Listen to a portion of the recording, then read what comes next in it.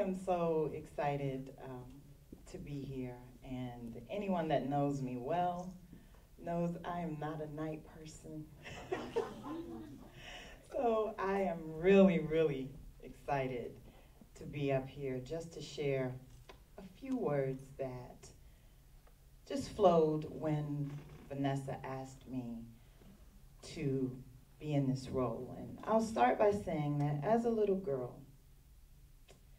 I always knew there was more.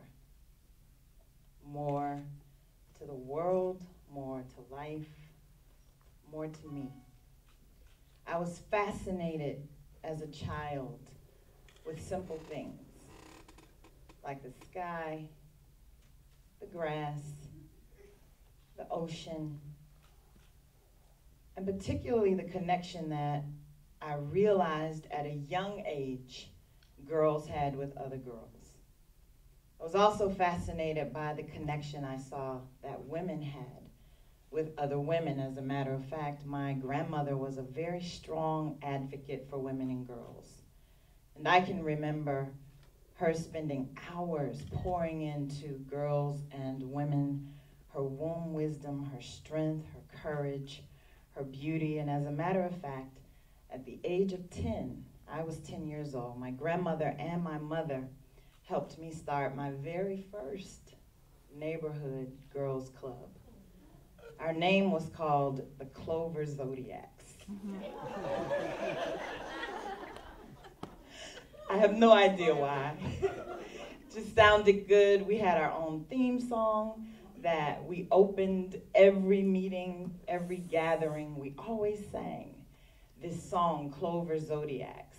And we did everything together. We traveled together. We learned etiquette together. We did things that girls do. We had fun. Growing up after that, my sisters come from a large family. My girl cousins, my aunts, my childhood friends from church, from school, my teammates on the various sports teams that I played on, just felt like one big tribe of sisterhood. It was spiritual, it was special, it was very sacred. As a matter of fact, I am still very good friends with my very first best friend, a relationship that started for us at the age of 2 because our parents were friends. We're still very good friends today. And so I believe that every woman is my reflection and that I am hers.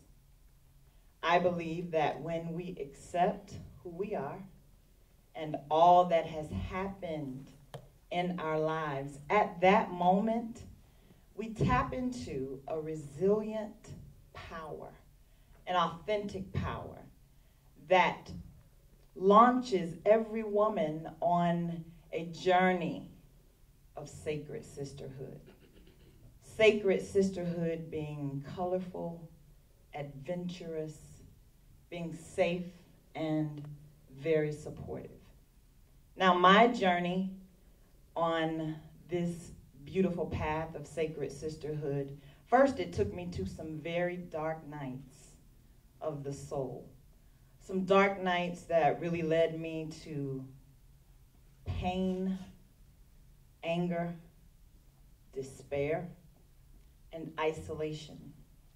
And I believe that this path every woman must take, because what it does, I used to say it breaks us down, but what I believe now is that it breaks us open. Breaks us open so that what's in us can come out. And from that breaking open, I have learned some very rich lessons. These lessons have made me who I am today. Some of those miracles of sisterhood that I want to share tonight. One, I recall one of my good girlfriends making sure that my daughter and I had food to eat after I had gotten laid off my job.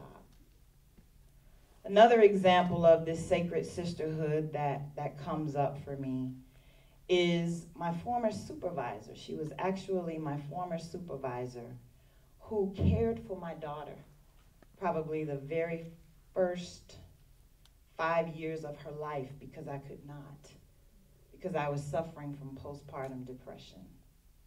I don't even remember my daughter as an infant, except for the pictures that this supervisor took for me, who is now like family to us.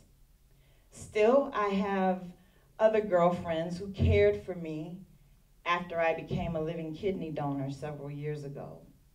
And the week after my surgery, these girlfriends drove 10 hours each way to take my daughter to a very prestigious music program that she had been accepted to at Boston University. Then I have my younger sister who came to care for me for about 12 weeks. I could not walk because of a softball injury that I had received, had major surgery, and was ordered to stay off of my feet for 12 weeks. My sister bathed me, she fed me, she helped change my clothes. This is the miracle of sisterhood that is available to each of us, as we've heard here tonight. It's a soul connection that we have as women that goes deep, that goes back, probably before many of us were born.